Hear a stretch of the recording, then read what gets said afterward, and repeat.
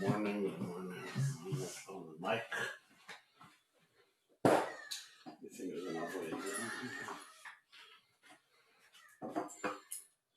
forget one thing, it's a guy question.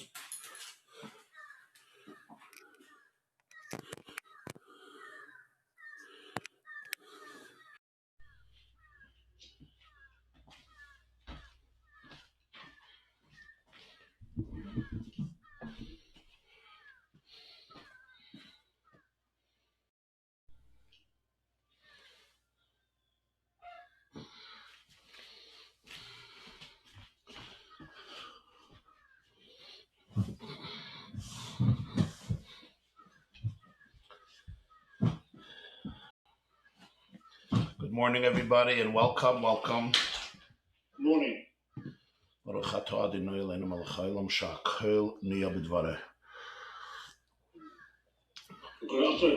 Rabbi Jacobson.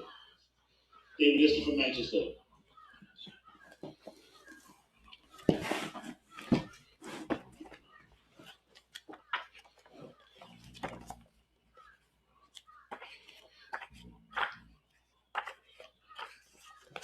Welcome, Manchester. Welcome, London. Welcome, Israel. Welcome, Europe, Asia, Australia. Welcome, United States of America. And welcome, New York. Welcome, Muncie. Welcome, Rockland County. Welcome to everybody who's joining us. Thank you. We are so thrilled to have all of you here. Make yourselves comfortable. We shall continue now. So if you have the source sheet in front of you, that's great. Please open it up. If you don't, please obtain it. You can do it in one of two ways. You can go to theyeshiva.net, and the first video, the Chassidus Live Thursday morning, above the video or below the video, you'll see source sheets, either on top of the video, on the right, source sheets are on the bottom of the video, the PDF, and you can open it up. Or somebody wants to share it here on Zoom. The Bazilio, maybe you want to share it on Zoom. You have it. You know how to share it. Huh? Okay. So just go to the yeshiva.net, and under the video, you'll have the PDF.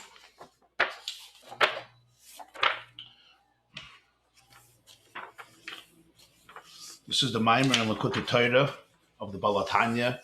Balatanya said this Maimer, Shabbos Parshas Shlach, Tov Kuf Nun Hey.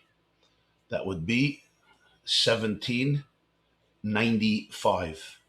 Tov Kuf Nun Hey is 1795. Tov Kuf Samach was 1800. This is obviously 5 years earlier. And in Likutei Torah, it's the last Maimer of Shlach because it's on the Maftir, on the Haftarah of the Parsha. On Monday morning, we learned the first paragraph of the Maimer. It's page 102 in Likutei Torah Shlach. It starts by Yishlach Yehoshua. We finished the first paragraph, and we're holding V'ha'inyan Hu. Okay, for those of you who remember, who were with us on Monday, you probably remember what we learned. If not, please review it. If you were not here, you probably don't remember what we learned. So please review it as well. And the previous shir is online. It's on theyeshiva.net. So you can watch it or listen to it, and you can watch it double speed, so you gain half the time.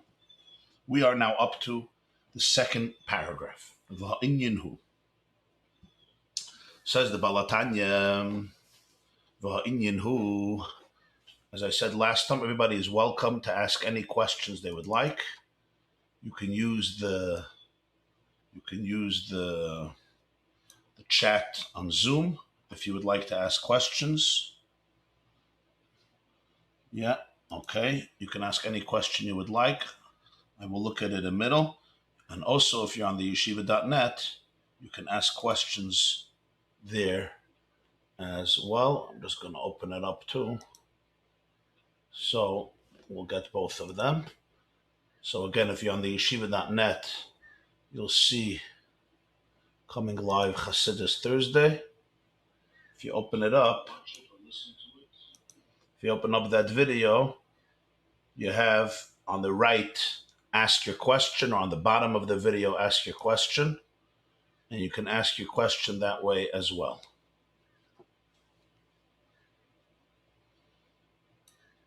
Okay, Atazoi.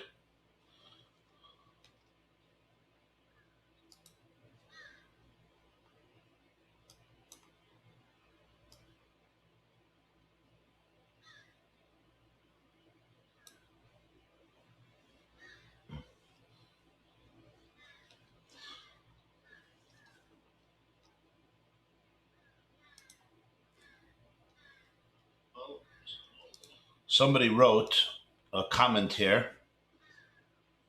I see there's two comments. So somebody wrote, "Good morning. After Monday's class, I am inspired, like Avraham Avinu, to live my days to their fullest. I do my best, but nobody is perfect. What can I tell myself to keep from getting down about having not used every day in the past to its fullest and not giving the soul all the garments which Hashem meant it to have? Can tshuva bring back the missing garments?" Wow, that's a really beautiful question.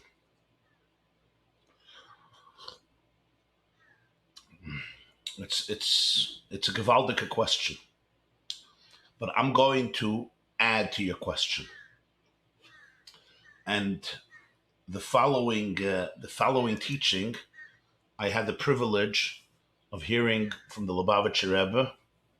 I think it was 1987 or 1988. He asked a gewaldige question.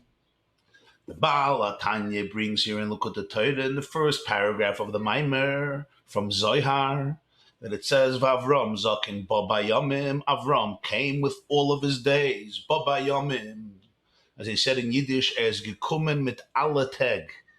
Not Babayamim, he came in days. Babayamim, he came with all of his days. Babayamim, every day he showed up with all of his days. There was no day stupid, foolish, a waste of time. I was a couch potato. I was depressed. I was lazy. Babayamim, every day was meaningful. Every day was lived to the fullest. So we titled the shir, "Seize the Day." Every day was seized. Babayamim. We also explained, based on the Zohar, the Balatanya said Babayamim means what? He came in his days. He was fully dressed up inside of every day. He was involved in each day. Every day offers a new lavush, a new garment, a new experience which the soul needs in order to be able to be what it is and fulfill its mission. So Baba Yamim, every day was utilized fully. So he came inside of every day. He was fully dressed in the garments that every day provides for the human life. So the Rebbe asked a gewaldige question.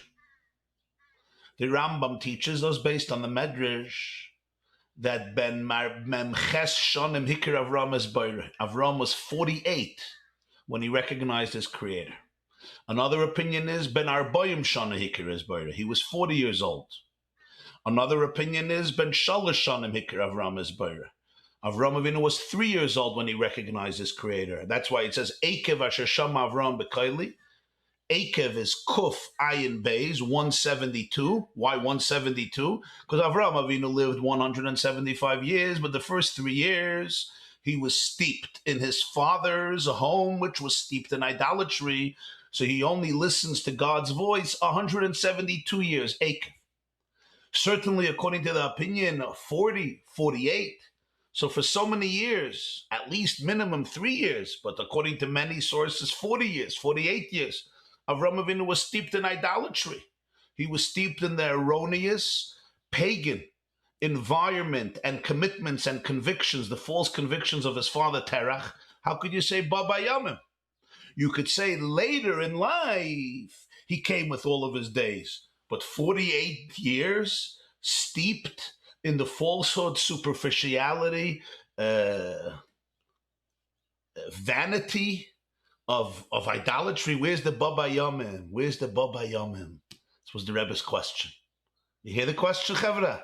Gewaldige question. You want to hear the Rebbe's answer? The Rebbe said as follows. I'll never forget the answer. The Rebbe said, all those years, Avram Avinu was searching for the truth. And the search for truth is part of the truth. In other words, by definition, when I'm searching for the truth, I'm going to make mistakes. I'm going to try out this idea and then realize that it failed me. Avram Avinu was searching. He was yearning. He was striving to find the truth. That is part of the truth, because you cannot find the truth if you do not search for it, and you cannot discover it without trial and error. Avram Avinu was one man in the world, Echad Hoya Avram, in a home full of confusion, uncertainty, paganism, idolatry. Obviously, in this search, Avram Avinu would go through different stages and different mistakes and different stumbling blocks and different errors and different failures. Or to quote the Pasuk in Mishle, Sheva Yipol Tzaddik V'kam, the righteous person could fall 7 times and stand up. But every time he falls is part of his growth, because it's an inevitable process. A human being is not an angel. A human being is not created with all of the certainty and perfection and clarity. It's true in each of our lives. Sometimes to get to the place of truth and authenticity, you have to go through a lot of pain and a lot of anguish. I have to shed one layer and then another layer. And then I think, oh, I got it. But then there's another layer to be shed and more self-discovery. And that does not mean that you're a failure. It means that you're on the path to your own perfection, because the path to perfection goes through winding and confusing and uncertain roads. Sometimes I have to get lost before I could find my way. And therefore, each one of those days is called Baba Yomim, was considered a full day. You know why? Because Avram Avinu wasn't sitting around surrendering to fear and mediocrity and insecurity and falsehood. Avram Avinu was on a search. He was searching for the truth, and the search is an indispensable and intrinsic part of the truth. And that's to answer, my dear friend, to your question. If you allow your past errors to become a springboard and a catalyst and an education for the future, you redefine your previous days as full and wholesome days. Meaning, a mistake is only a mistake if it remains a mistake. If a mistake provides me with an education and enlightens me and becomes a springboard for new awareness and new growth, then the mistake is retroactively redefined and metamorphosized from a mistake into an extraordinary educational experience. Chaver, you understand what I'm saying? Reb Shloime, verstehst? Yeah. I have a close friends. They live in Bat Ayin in Israel. Meir and Miriam Rhodes. So Meir was a teacher for many years in an African-American school in Brooklyn. And then quite a number of years ago, he and his wife made Aliyah to Bat Ayin, that's near Efrat in Gush Etzion. And they built a beautiful home there, literally built it. Very, very hospitable people, very special people. So Reb Meir's wife, as Miriam wrote, she taught physics for many, many years. She's a teacher of physics. So she shared with me something very powerful, very meaningful. These are Jews from the United States of America, grew up in secular families, searching for spiritual meaning. So in the 1960s, they were part of what you would call the hippie movement, searching, trying to experiment with deeper aspects of life. And in her travels, she ended up in India. And she was in India for a very long time, I think for quite a few years, in which she studied and immersed herself in various practices of Buddhism and Zen Buddhism, including transcendental meditation and a lot of the rituals that define the life of the authentic Buddhists in the Far East. She spent time in ashrams with everything involved as an innocent, deep Jewish soul looking for enlightenment, looking for truth, looking for transcendence. In the early 1970s, a friend of her, schlepped her for Pesach to be by the Rebbe, by the Lubavitcher Rebbe in Brooklyn, in New York. And she was very affected, and she was deeply touched. And she felt that Poyeshiv Kiyevisia, that this is a place of truth. She decided to remain there and learn. They had an institution for young women who wanted to discover Yiddishkeit. And she remained there, and she changed her life. And she told me that she wrote a letter to the Rebbe. And she described in the letter everything she did in India and all of the Buddhist practices, everything she was involved in. She wrote a very detailed letter of everything she was involved in. And she was really asking the Rebbe for a way to repair it. And as she told me, she said, you're dealing with things that were avodah zarah. You're dealing with practices that were involved with, wasn't just meditation stripped from idolatry. There was idolatrous rituals over there. And she wrote it all down.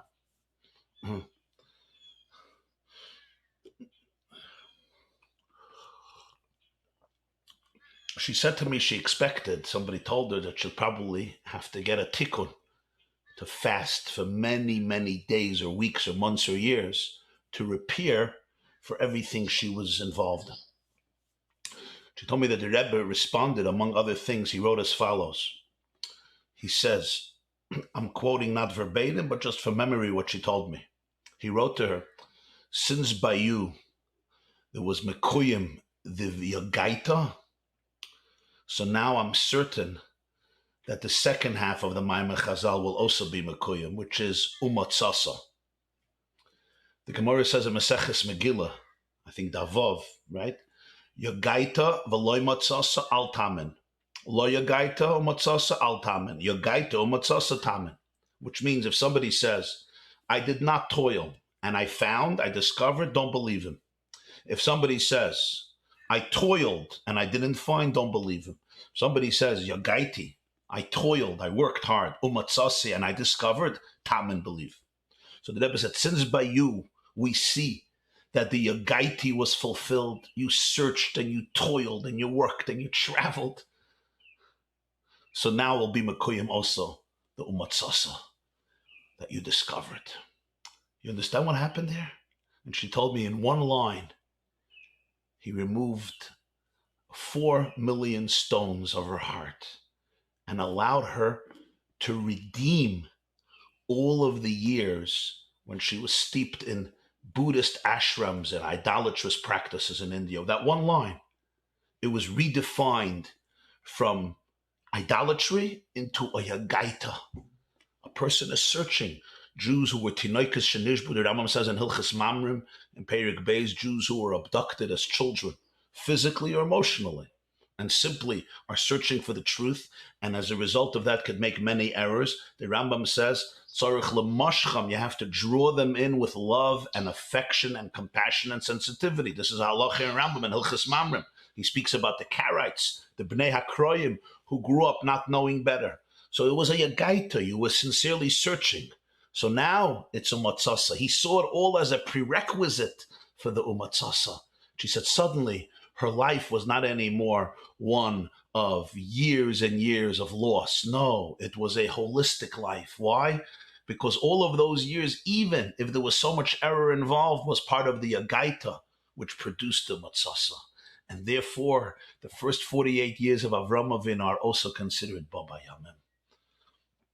I hope I answered your question.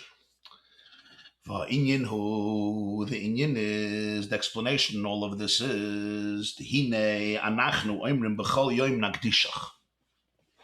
we say every day Nagdishach.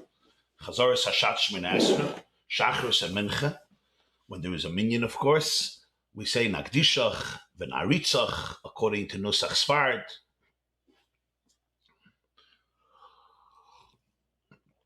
Or whatever the version is according to Nusach Ashkenaz, Kashem Shemakdishim Oiseh B'Shmei Morim, just as Hashem is sanctified in heaven, He's also sanctified here, Nekadesh Hashem Chabaylam. But we say every day Nagdishach, we shall sanctify you.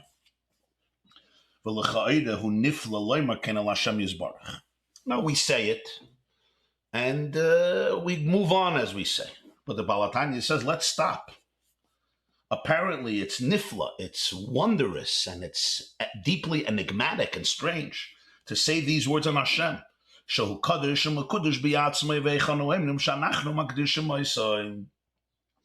Kadosh, He is holy, and He's Mekudosh, and He's sanctified on His own. How is it that we have the audacity and the ability to say, Nakdishach v'naritzach, Nekadesh, we're going to sanctify you. We, me, you and I are going to make Hashem holy.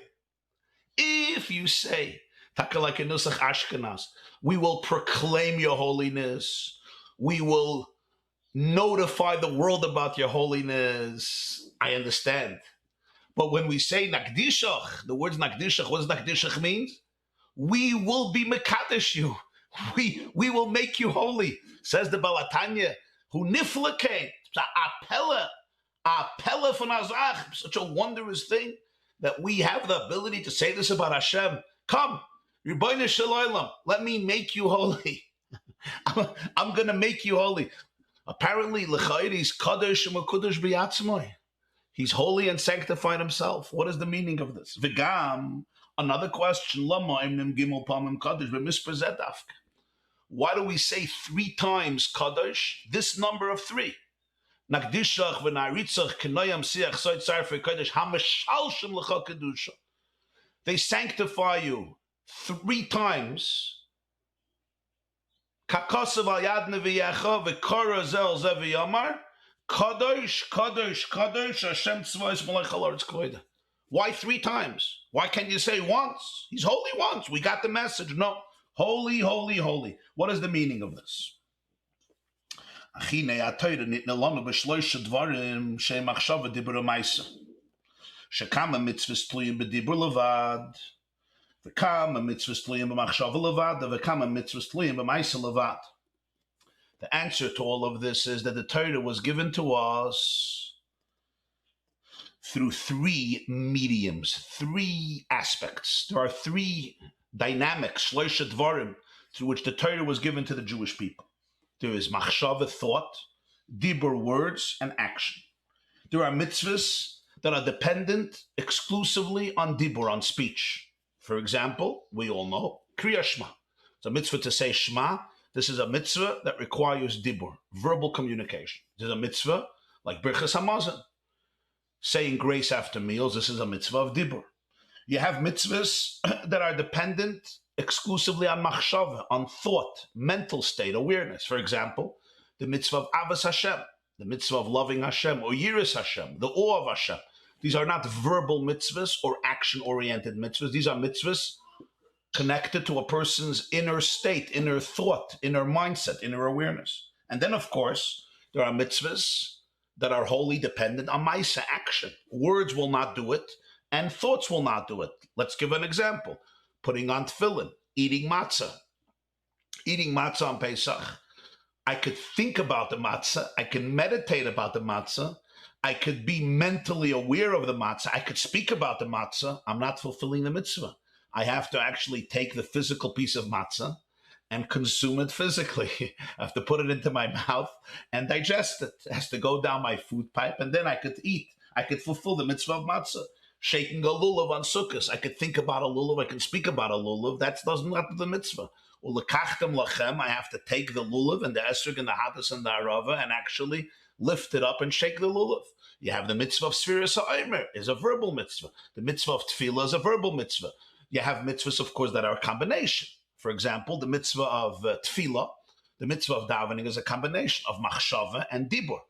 There is the verbal communication of davening, but there is the kavanah, which is essential for davening. Avodah shebelev, zu tefillah. The Gemara says in Tainis that the primary aspect of tefillah is not dibur. The primary aspect of tefillah is machshava, avodah shebelev. It's an avodah inside. But generally, Judaism could be divided into these three categories. There's the Judaism that focuses on machshava, thought. There's the Judaism that focuses on dibur, on speech. And there's the Judaism where the focus is maisa, action. Now here a person can make an error.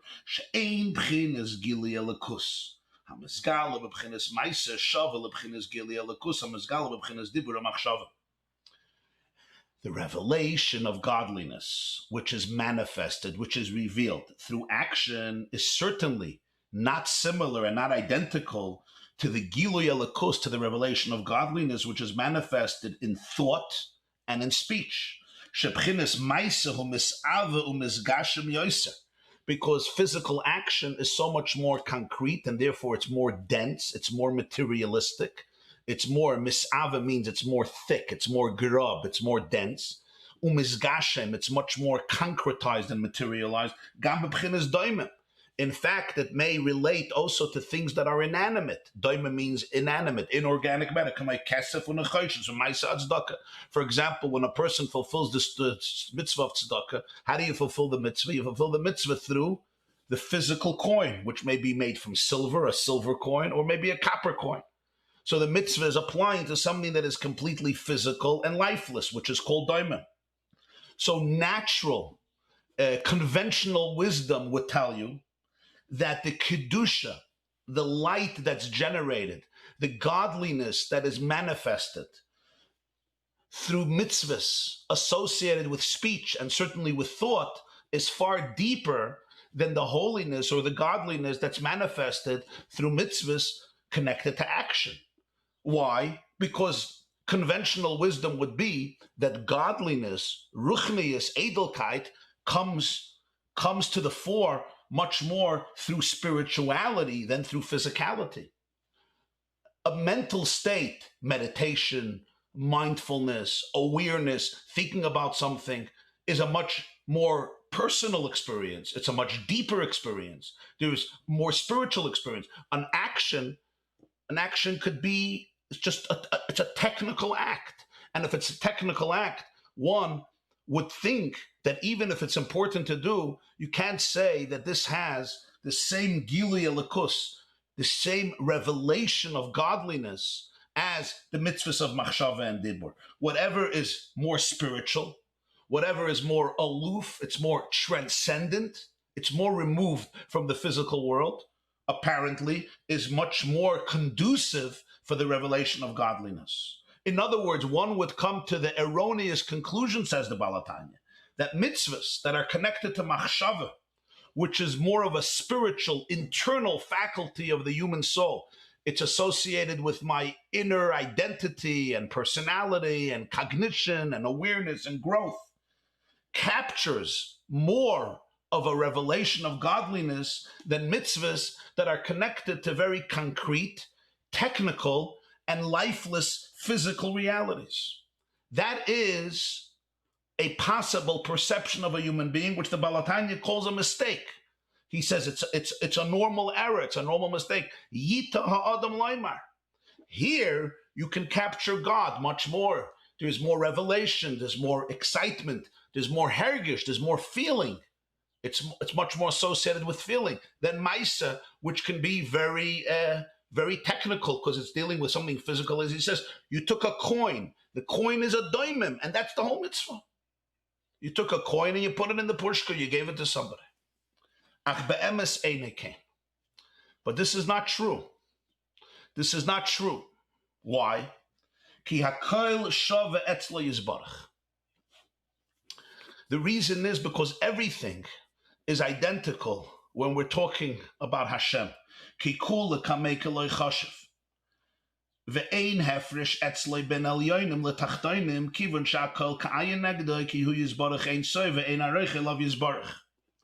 Because since Hashem is the ultimate Ein Sof, true infinity, so therefore he is infinitely removed from spirituality as much as he is infinitely transcendent, as much as he infinitely transcends physicality. In other words, to associate Hashem with Ruchnius is the same mistake like associating Hashem with Gashmis. Just like if somebody tells you God is this big physical being, this big physical statue, you say, what do you mean? The Rambam says, Eine Guf, Eine Bal Guf. We say in the Animaments, in the Yigdal, those who say the piyut of Yigdal, Hashem doesn't have it, it's not a corporal reality. You're not going to identify God in physical attributes. That would be erroneous. God is not part of the physical universe. He's the creator of the physical universe. But we will say, okay, God is not physical, he's spiritual. He's not physical, he's spiritual. Says the Balatanya, it's the same mistake. The same error to say that Hashem is physical, the same mistake is to identify Hashem as a spiritual being, as a spiritual reality. Now that's a big chiddush. That's the novelty that he's saying here. That it's not true to identify Hashem with spirituality. You know why? Because Hakol Shava. There's no difference between Elyonim and Tachtoinim, just as the Tachtoinim, the most physical reality, right, is in Hashem, transcends it infinitely. He's not defined by it. He also transcends infinitely any spiritual reality. What you would call a higher transcendent spiritual reality is also Kula Kamei Kaloi Chashav. All relative to his true infinity, doesn't occupy real substance, real significance. He's infinitely transcendent. He's infinitely above it. As he puts it, Hakal Ka'ayin Negdei. Everything is like ayin, nothing in his presence, because he's the real Ein Sof, Ein Arech, so nothing has an Erech. Even Ruchnius, like we say in the davening of Yom Nerem, Hashava u'mashva, Katan v'gadol. Hashava u'mashva, Katan v'gadol means the smallest and the greatest are equal. Smallest and greatest doesn't just mean in size, it means in quality. What you call the lowest and what others call the highest, it's Shava u'mashva. He can't be defined not by this and not by this, because Ein Arech elav yizbarach. Nothing has an erech. So therefore, when a person says to himself or herself, through a spiritual experience, I can capture God. Through a physical action, how do I capture the divine? It doesn't make sense. There's no inspiration. There's no inner awareness. There's no inner mental experience here. I can understand with my machshava.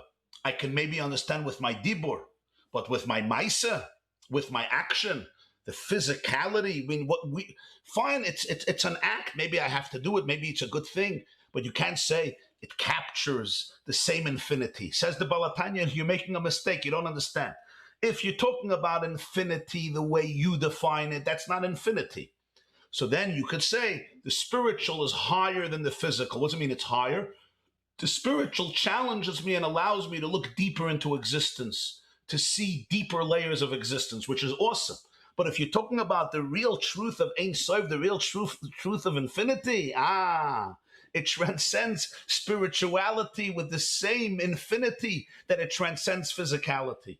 And therefore, just like I can't say Hashem is physical, I can equally not say Hashem is spiritual, because Hashava or Mashve Katan v'Gadol, Elyonim and Tachtoinim have no hefresh, absolutely no difference. And therefore, the power of the mitzvah to capture Hashem is because of it's his will. Because he willed it. And therefore, if he willed it, so the Ruchnius and the Gashmius are identical. So therefore, the Elikus, the godliness that can be captured through the body, through mitzvahs connected to the body and physical experiences, is the same Kedusha, the same Elikus that is manifested in Machshava and Dibur. This is what we say, where we say this. V'hakadosh b'shamayim u'ba'aretz. You remember where we say this? We say it in Yishtabach. When the Balatanya says this is what we say, it's good to ask yourself if you know where. Because this is said by everybody every single day in Yishtabach. But I assume when he says V'hakadosh b'shamayim u'ba'aretz, not many people remember where we say it. So it's good to know this, that it's important when you say words every day to try and take a pause and reflect on the words. Machshava, dibur. We say in the Yishtabach blessing before Baruch Yishtabach Shimcha La'ad Malkeinu, Hakeil HaMelech HaGadol, V'HaKadosh B'Shamayim U'Ba'aretz. What does it mean HaKadosh B'Shamayim U'Ba'aretz? Literally it means he's holy in heaven and holy in earth. What does it mean? He's Kadosh B'Shamayim U'Ba'aretz. You would think he's holy only in heaven, he's not holy on earth, or he's holy on earth, he's not holy in heaven. Says the Balatanya, Keloimar, Shebchines Shamayim, B'chines Eretz, Shavetz, like he Kadosh and Movdom. HaKadosh B'Shamayim U'Ba'aretz means that heaven and earth are identical in his presence. You know why? Because he's Kadosh, because he's infinitely transcendent, and therefore, because he is the real Ein Sof, so he can't be defined by heaven any more than he could be defined by earth, just like he can't be defined by earth any more than he could be defined by heaven. Heaven and earth are equally distant and therefore equally close. V'hakadosh b'shamayim u'ba'aretz, because he's real kadosh, kedusha, Rashi says is havdalah, transcendent, above, sublime. B'shamayim u'ba'aretz. He's infinitely remote from heaven, just as he's remote from earth. He's the real Ein. So if you can't define him by ruchnius any more than you can define him by gashmius, just like you're not going to say God has big muscles. He's so powerful. He has these huge muscles. And therefore you don't want to start up with him in a dark alley. You go with a wrestling match. And it's going to be a tzchaik. It's going to be a mockery. God has big muscles. He's defined by a muscle. The same is true when you say about God that he is great in spiritual terms. Shamayim has the same problem, the same inadequate definition of Eretz. You also have Shamayim. HaKadosh b'Shamayim u'Ba'aretz. And therefore, he's equally removed from both, and therefore he's equally close to both. One cannot say that Shamayim allows you to grasp the Ribbono Shel Olam any more than Eretz allows you to grasp the Ribbono Shel Olam. Now, I have to say, these are ideas that are one of the great, I'm not going to say chidushim, but one of the great ideas that were emphasized in the teachings of the Baal Shem Tov and the students and in the whole system of the Balatanya. Because when he speaks about this mistake that people make, he's not just talking about a mistake that's made in India. He's talking about a very common conception, and that is that Hashem is found in Ruchnius much more than in Gashmius. Spirituality is much more conducive for the divine than physicality is conducive, right? That's deep conventional wisdom and there's a reason for it, there's a certain justification for it. The Balatanya is negating it in length with elaboration because Loi b'shuftene askinan. He's not just negating a foolish idea. He's exposing here a very genuine and profound idea, conventional wisdom, that the soul is deeper than the body, that spirituality is higher. Spirituality is higher than physical. What do we mean higher? I don't mean higher in space. You have to go up, you have to climb a taller ladder. Higher means it's more reflective of its source. And that's true. That's why there is a mistake. Spirituality means something that speaks of its source in a more revealed way than physicality. That is true. That is the advantage of Ruchnius, over Gashmius, of the soul over the body. But the Balatanya says, don't think that the mitzvah and machshava touches the divine more than the mitzvah and maisa. Because since HaKadosh b'Shamayim u'Ba'aretz, since Shava, Shamayim, heaven, is equal to earth, so therefore either both of them remain equally removed, or it also means the opposite, that when Hashem chooses to have a relationship, the relationship through earth can be equal to the relationship through heaven. Just like he's equally distant from both of them, therefore he's equally close to both of them. And you can't say that through heaven I grasp you, and through earth I don't grasp you, because this is too earthy, this is too remote. We say in Hallel, in the opening chapter of Hallel, Tehillim chapter 114, you remember what we say over there? Ram al kol goyim Hashem, al hashamayim kvoidei. Mik Hashem Elokeinu hamagbi l'shavas, hamashpili lirois b'shamayim u'va'aretz. Literally, translation, Ramal Kol Goyim Hashem. God is exalted above all the nations. His glory is above the heavens. Who is like God? Who Hamagbi Lashavas. He is completely aloof.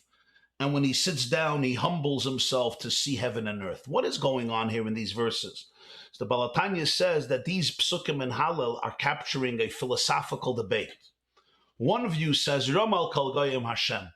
Hashem is exalted. Allah Shamayim Kvoida. His glory is found in heaven.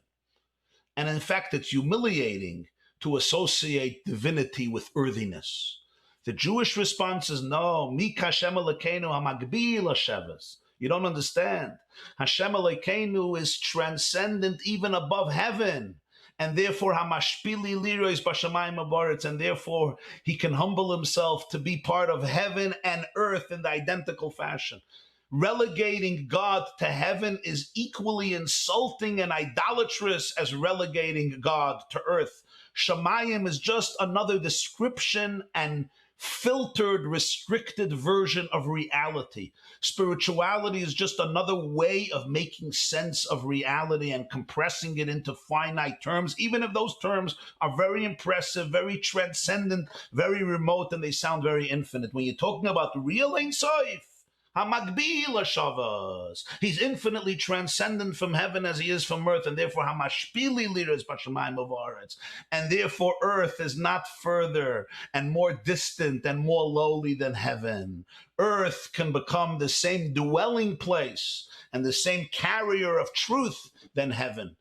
And in some ways, it's not the discussion now. In some ways, Eretz could sometimes even express infinity more than heaven. That's a separate subject. So therefore, don't make the mistake that the mitzvah in Maisa somehow doesn't have that same infinite power or relationship like the mitzvah that's done with kavanah, with my internal spiritual awareness, the mitzvah of machshava. Says the Balatanya,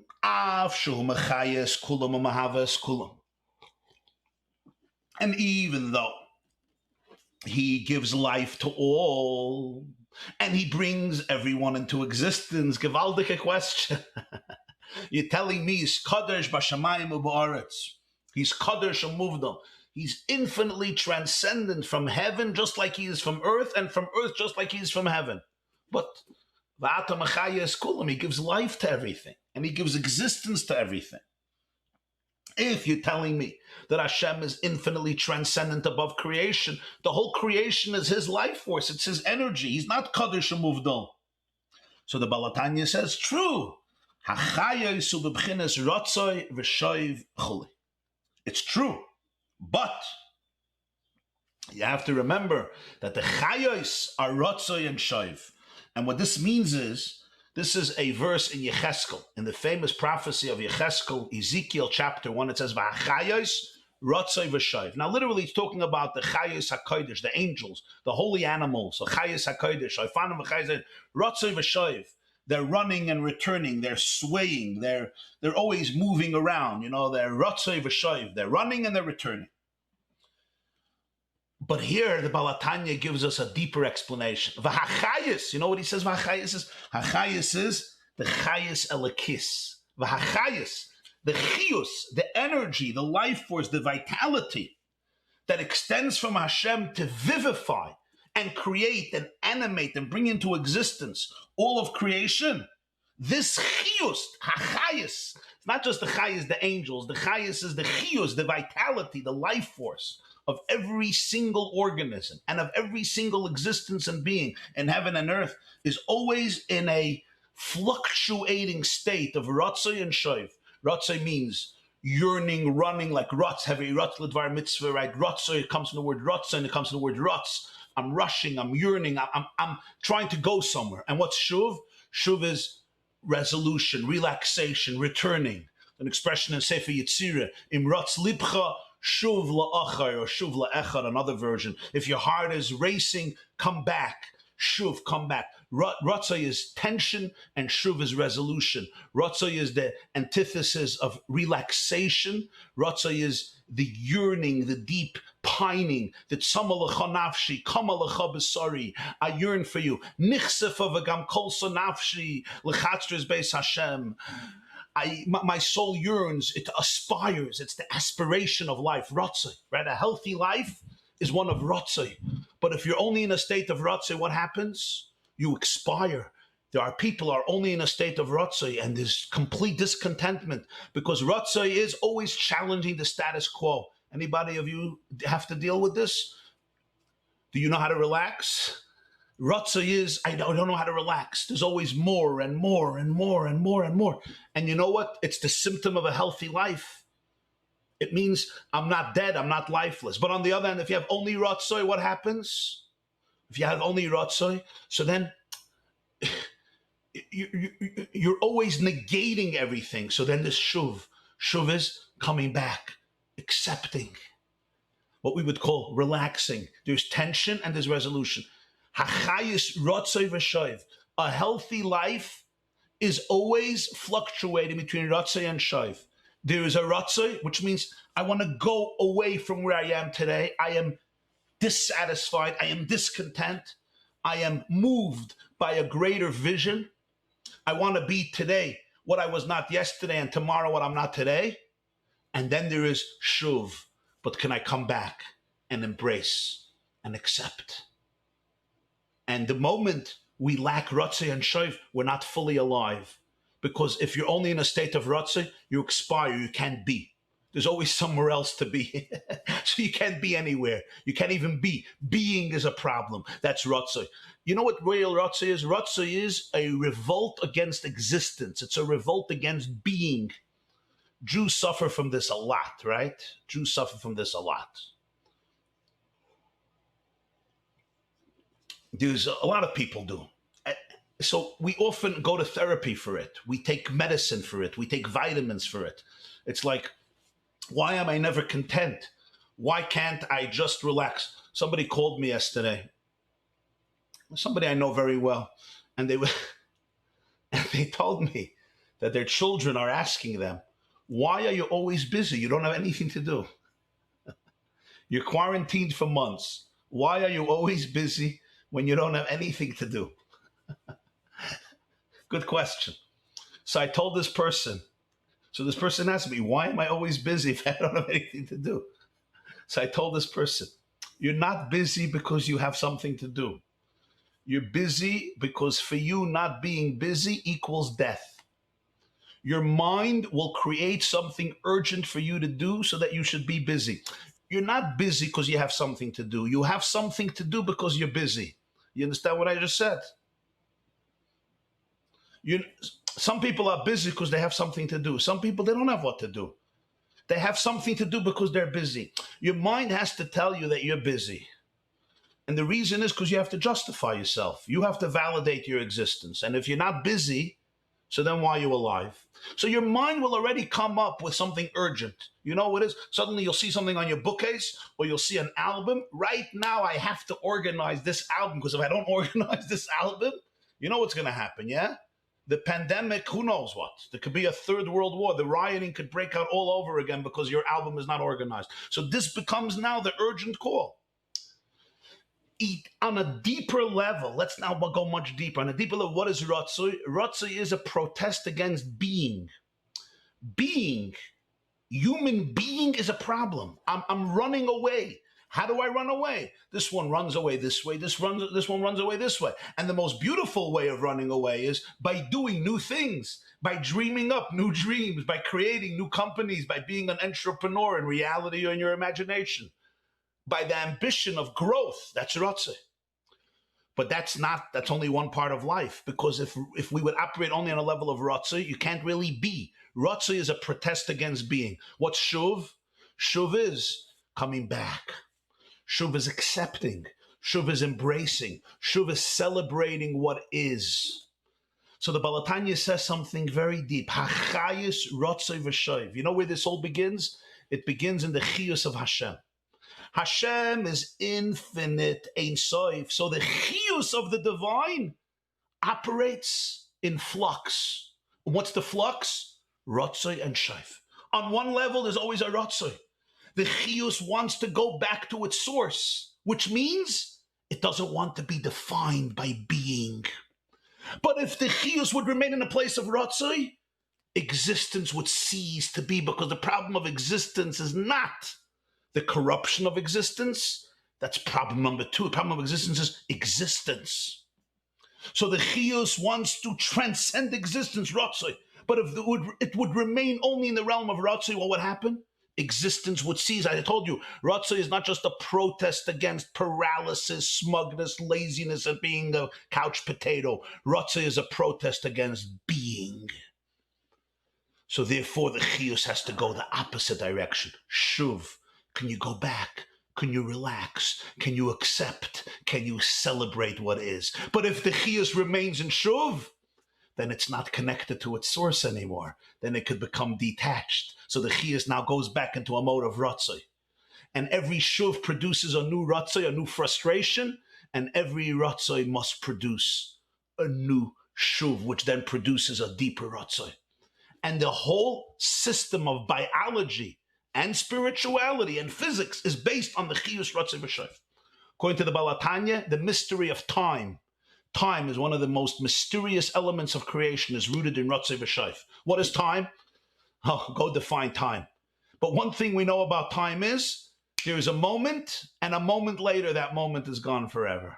That's exactly the spiritual manifestation of ratzoi v'shoif. The way it's concretized in our world is time. Constant flux, constant movement. There's no such a thing. Time stops and we just remain put. That's not part of existence. Time is a dimension, as Einstein taught, it's a dimension of matter, just like space. Chiyus ratzoi v'shoif. You have it in your own heart. The heart is constantly expanding and contracting. And when it contracts, it becomes tight. It allows the blood to be pumped. It acts at that pump. And then there is the expansion. Ratzoi and shoif. It's the process of inhaling and exhaling. The Zohar calls it tfiku de liba. The heartbeat is a reflection of ratzoi v'shoif. Our heartbeat is just a reflection of the heartbeat of creation. The heartbeat of creation restricts, it contracts, and it expands.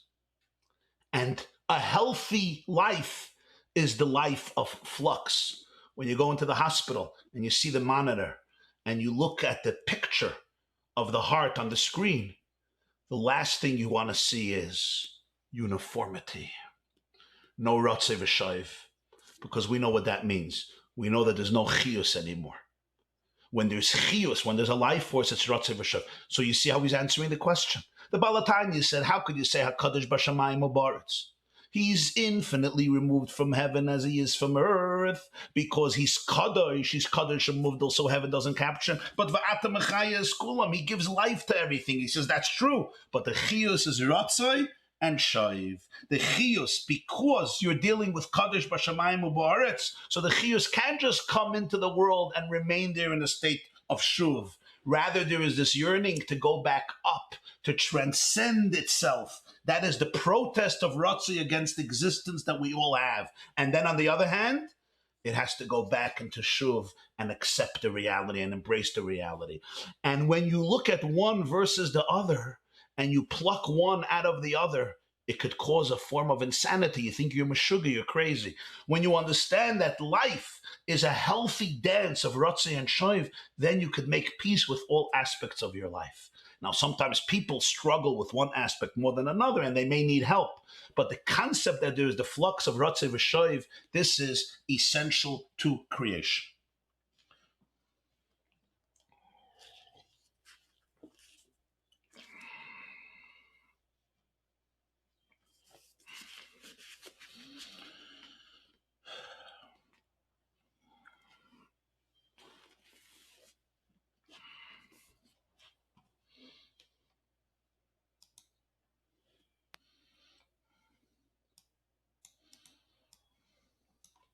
Somebody asks here a question. Is this the idea of ein oid milvadai, that there's nothing outside of Hashem and all is oneness? Well, this is connected to the fact, ein oid milvadai is a very central theme, but this is the central idea that Eretz is not divorced from the Ribbono Shel Olam, and Shamayim is the only place where you could capture him. This is a very central theme in the teachings of the Baal HaTanya. Just like you're going to say that physicality doesn't capture him, spirituality doesn't bring you any closer.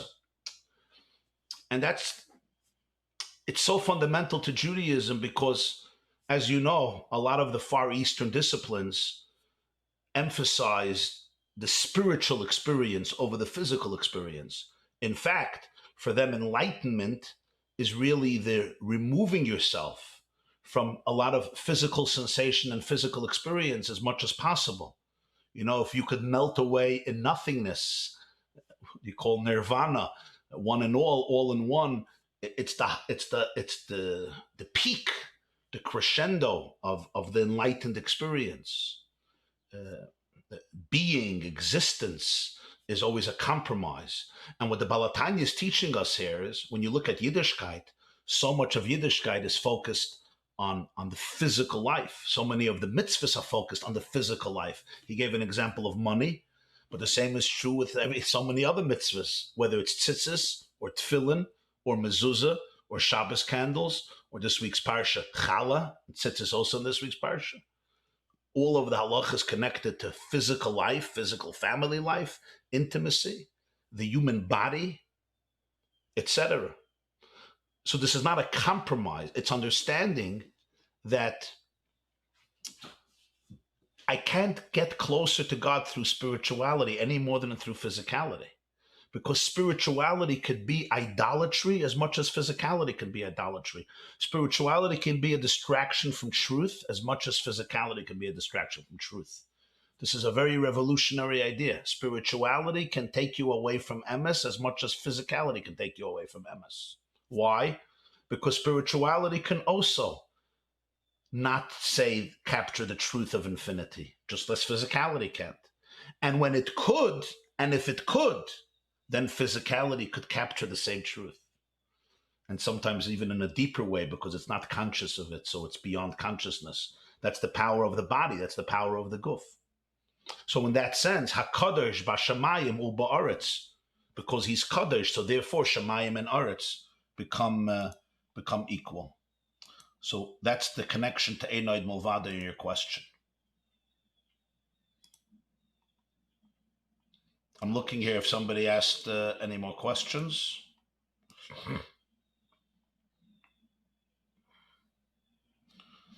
Okay, so we ask a question, Ratzei v'Shoiv, what about when we're sleeping? The answer, of course, is we breathe when we sleep too, and the heart doesn't go on vacation when you go to sleep. The heart doesn't go on vacation, and your breathing doesn't go on vacation. The process of Ratzei and Shiv is also true when we're sleeping, and it's also reflected in your dreams, by the way. Next question. If mitzvahs need kavanah, then it seems that we always need the spiritual aspect. There's no question that when mitzvahs are done with kavanah, the mitzvah is fulfilled in a much higher way. The famous expression of the Shalah, mitzvahs below kavanah kaguf below neshama. Mitzvahs without kavanah are a body without a soul. But first of all, you may know that there's an argument in Gemara if mitzvahs striches kavanah or ain't striches kavanah. Do mitzvahs need kavanah or not need kavanah? And the kavanah that they're talking about there is not even this kavanah.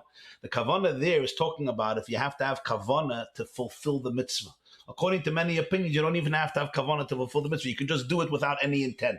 According to other opinions, you need intent that you want to fulfill the mitzvah. That's not even the mental spirituality and experience of the mitzvah. It's just kavanah to want to fulfill the mitzvah.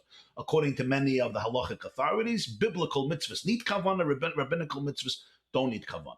You have like Shema Yisrael, it says the first pasuk you have to concentrate. The first pasuk of Shema Yisrael, you have to concentrate on the words, li'ikuv. The same is true the first blessing of Shemona Esrei. But most of the mitzvahs, many of the mitzvahs, even mitzvahs of speech, if there is no kavanah, in terms of a meditative experience, you still fulfill the mitzvah. There's no question that the ultimate performance of a mitzvah is when it's done with the combination of machshava and dibur and maisa. But the mitzvah, even if there is enhancement through kavanah, the mitzvah is maisa.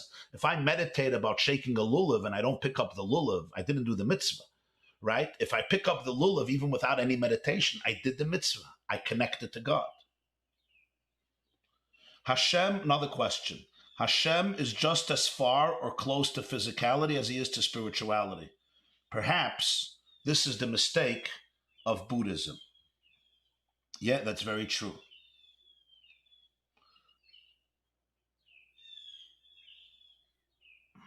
You said before about the answer of the Rebbe to Miriam Rhodes about Buddhism.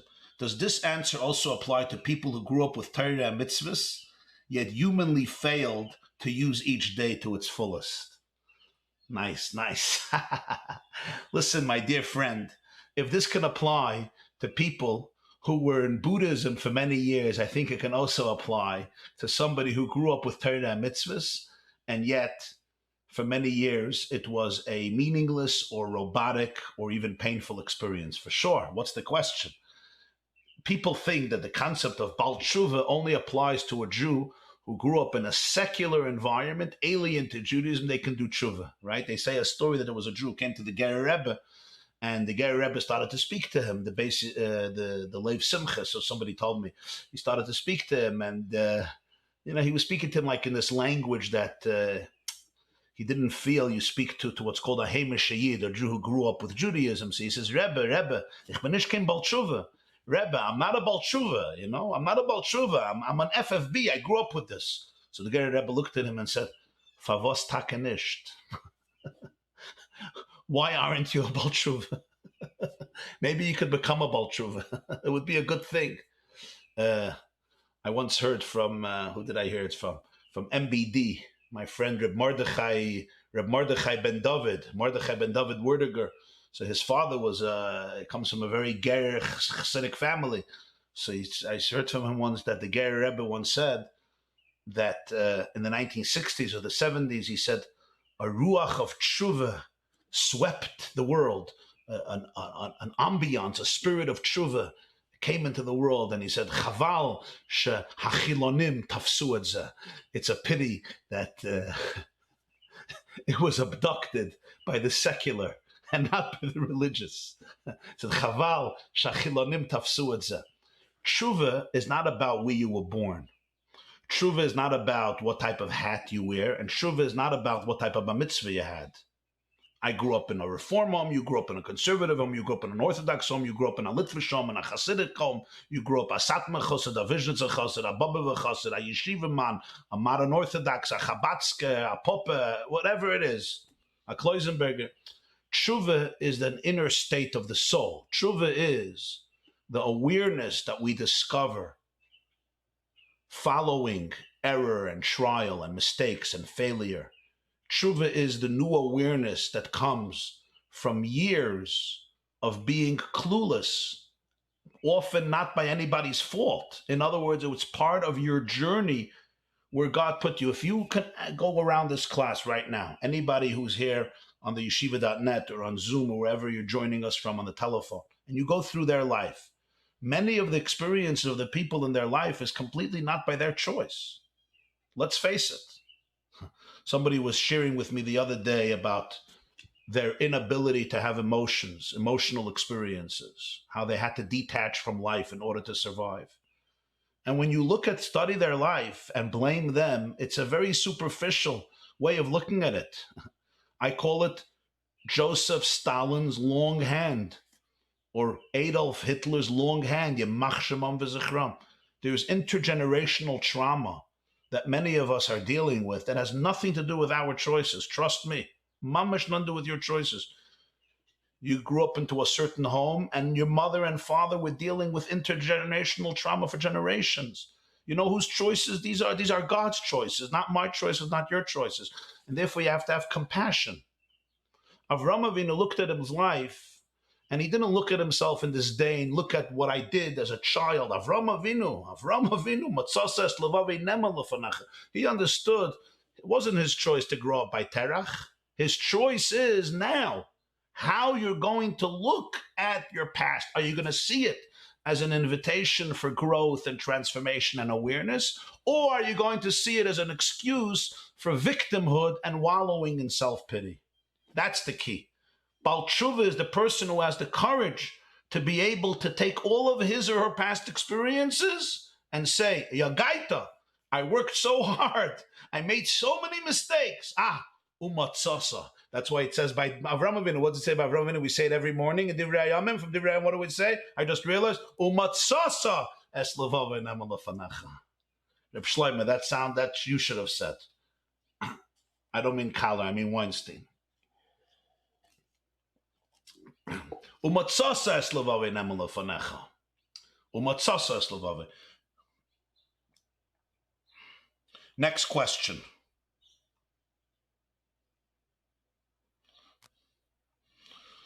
What's a good action for today? So I think a very powerful action for today would be two things. Number one, to be able to appreciate that the physical activities of your day could be as divine as the spiritual activities of your day. What you do with your body and with the physical things in the world are as divine as the most spiritual experience of the day. Don't look at anything as tedious and irrelevant and boring and just unfortunate necessity of your soul being in your body. It has the same divine significance, number one. And number two, it's looking at your past with compassion, a compassion allowing you to utilize it as a springboard for the future.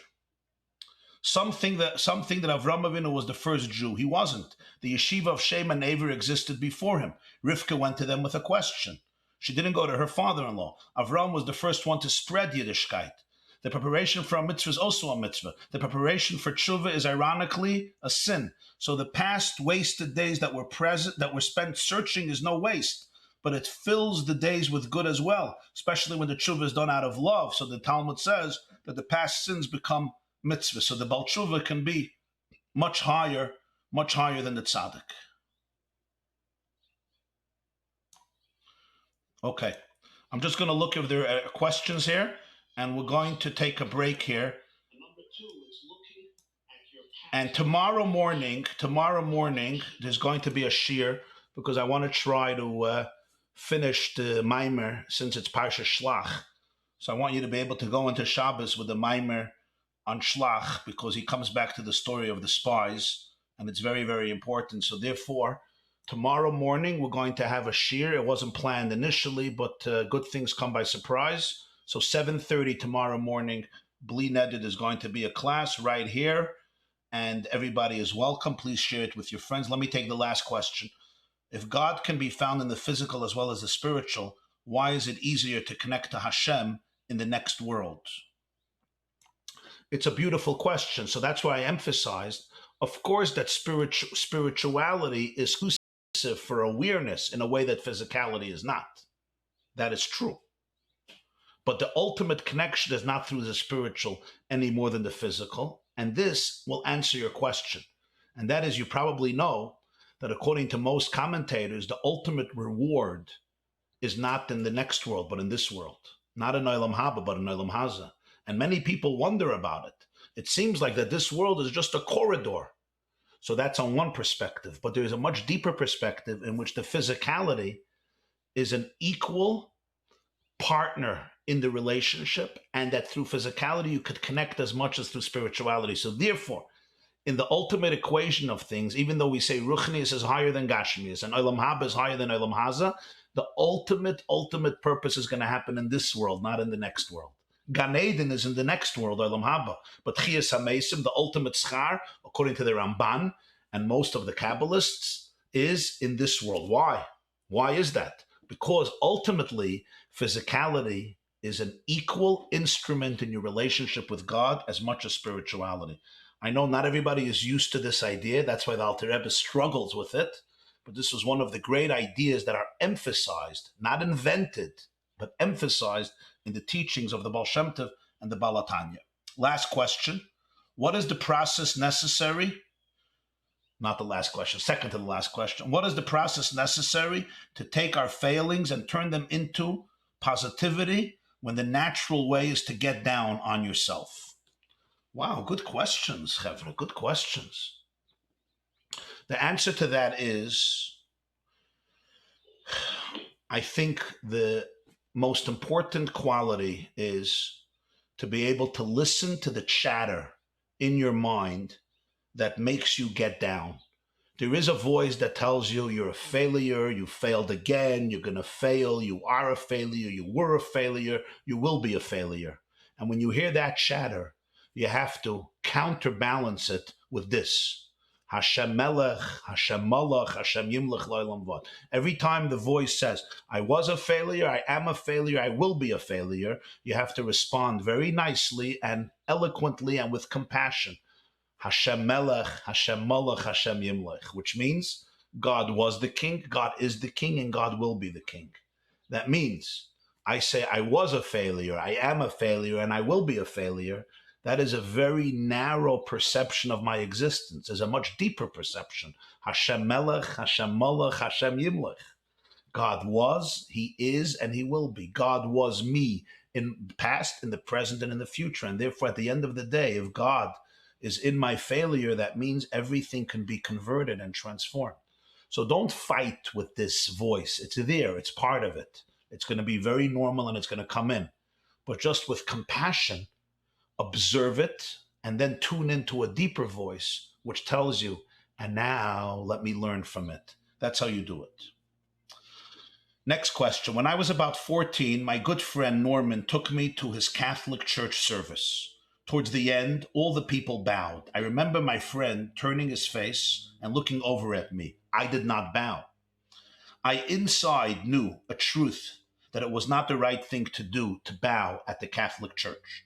I didn't feel like it's a good thing to do. I somehow knew, even through a very weak form of Reform Judaism that I was brought up with, that Hashem exists and only Hashem exists, and I should not bow down. Wow. Thank you so much for sharing that story. You and Mordechai. There's Mordechai, lo yichra v'lo yishtachava. Okay? Ratzei v'shuv also sounds like the weekdays and Shabbos. That's very beautiful. Ratzei and shuv is the weekdays on Shabbos. That's, I think, a very beautiful observation.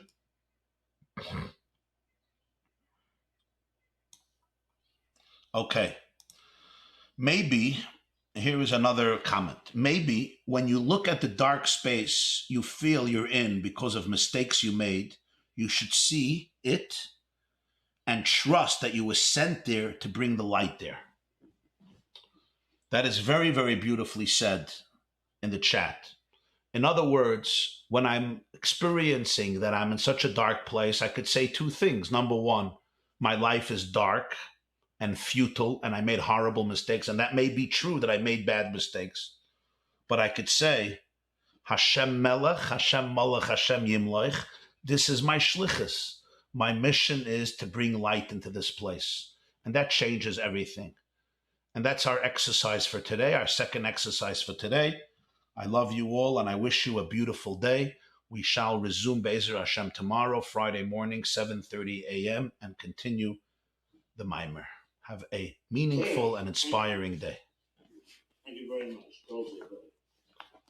Regards to Manchester. Thank you. Thank you, Rabbi.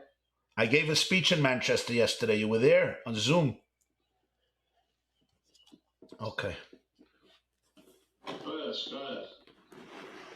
Thank you. Verstanden?